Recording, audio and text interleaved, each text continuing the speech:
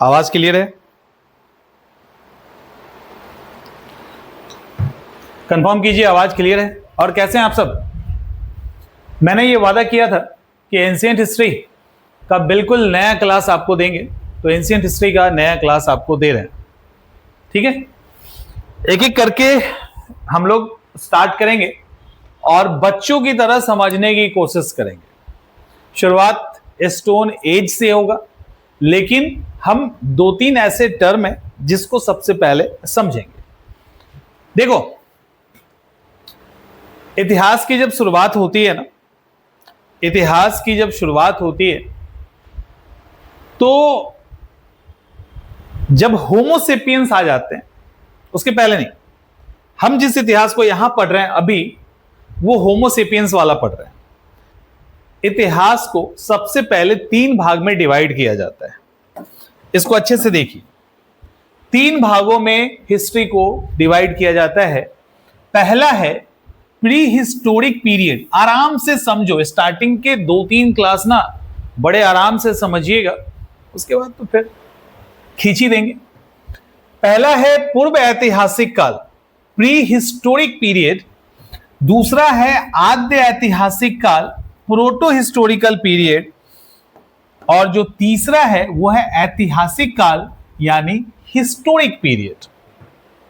ठीक है, एक है पूर्व ऐतिहासिक, एक है प्री हिस्टोरिक, दूसरा है प्रोटो हिस्टोरिक और तीसरा है हिस्टोरिक। एक है पूर्व ऐतिहासिक, दूसरा है आद्य ऐतिहासिक और तीसरा है ऐतिहासिक।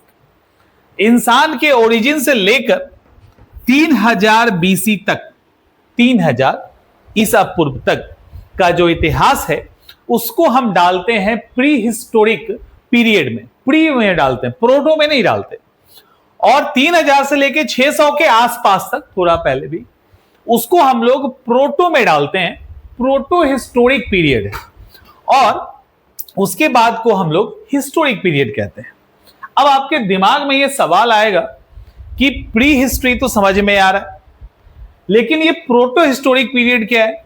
आपको पता है कि प्री हिस्टोरिक पीरियड, जिसको पूर्व ऐतिहासिक काल कहते हैं, इसमें हम स्टोन एज की बात करते हैं, यानी पाषाण काल की बात करते हैं। आद्य ऐतिहासिक में इंडस की बात होगी और यहां वैदिक आ जाएगा, और उसके बाद का जो सीक्वेंस है उसको वहां पे हम लोग देखेंगे। देखो, ऐतिहासिक मतलब क्या है? ऐतिहासिक का मतलब है कि जिसका इतिहास लिखा हुआ। ऐतिहासिक का मतलब कि जिसका इतिहास लिखा हो, रिटन फॉर्म में हो, जिसको हम एटलीस्ट पढ़ नहीं सके लेकिन देख तो सके।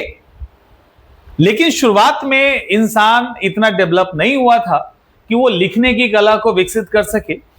इन सब के कारण जो शुरुआत का इतिहास है उसमें हम ऐसा, हमारे पास कोई रिटन एविडेंस नहीं है जिसको हम एटलीस्ट देख भी सके कि नहीं नहीं कुछ तो लिखा है। हाँ, ये अलग बात है हम नहीं पढ़ पा रहे हैं, लेकिन कुछ तो लिखा है। तो ऐसा कुछ तो लिखा हुआ हमें कुछ नहीं मिलता, लेकिन कुछ पेंटिंग मिलती है, जैसे भीमबेटका की गुफा, एमपी। आप वहां जाओगे तो आपको कुछ पेंटिंग्स दिखेगा ना, पेंटिंग दिख रहा है, पेंटिंग दिख रहा है, बर्तन है उस समय का। और उस समय जो लोग डे टू डे लाइफ में चीजें यूज करते थे, उसके आधार पे हम समझने की कोशिश करते हैं उस समय के इतिहास का, लेकिन उसका कोई ऐतिहासिक और लिखित वर्णन नहीं है जिसको एटलीस्ट हम देख भी सके। यानी कोई लेखन कला शैली का विकास नहीं हुआ था।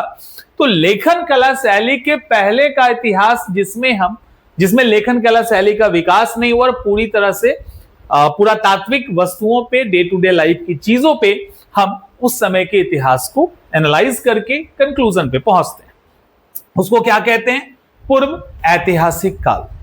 क्लियर हो गया ना? अब आते हैं प्रोटो, जिसमें इंडस वैली सिविलाइजेशन आता है, जिसको सिंधु घाटी सभ्यता भी कहते हैं, है ना? ये जो इंडस वैली सिविलाइजेशन है, जिसमें आद्य ऐतिहासिक काल आता है। अब यहां क्या था? अब यहां ये है, इसको देखो, यहां लेटर दिख रहा है ना।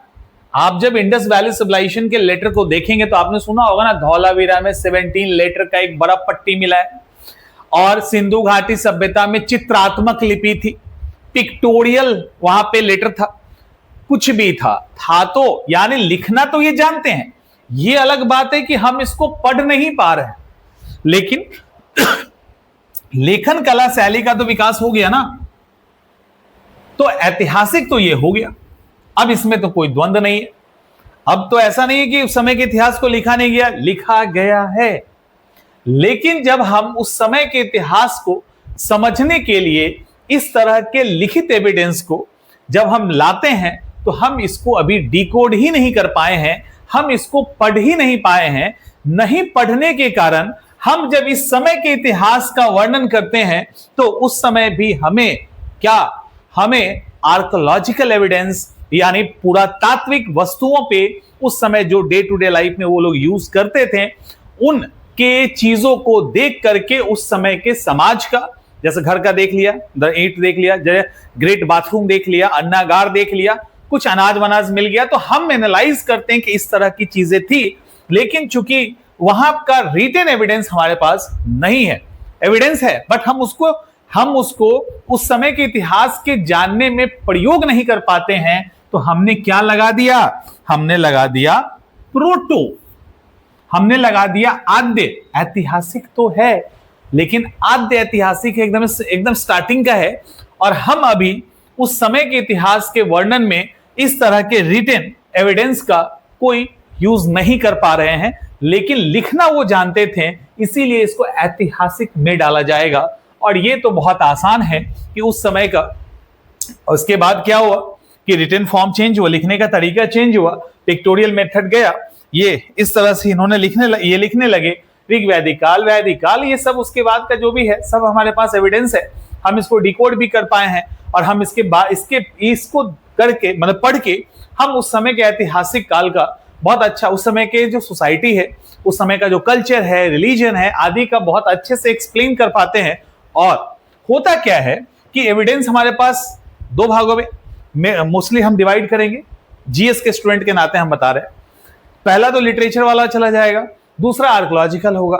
सबसे अच्छा यह होता है कि हमें जो आर्कोलॉजिकल एविडेंस मिलता है उस जो लिटरेचर में लिखा है उसके अकॉर्डिंग, जो साहित्य में लिखा है, जो किताबों में लिखा है, जो इस तरह में लिखा है उसके अकॉर्डिंग कोई आर्कोलॉजिकल एविडेंस मिल जाता है तो वो सबसे सटीक प्रमाण होता है, तो वहां पे हम इसका यूज आसानी से कर पाते हैं, इससे उस समय के सोसाइटी आदि की जानकारी मिलती है।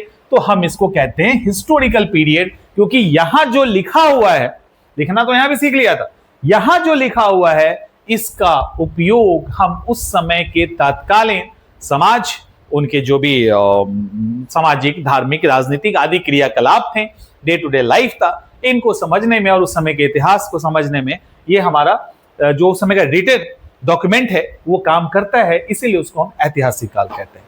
तो यहां हमने सबसे पहले तीन चीजें क्लियर की, एकदम क्लियर हो गया होगा आई थिंक, कोई द्वंद्व तो नहीं है।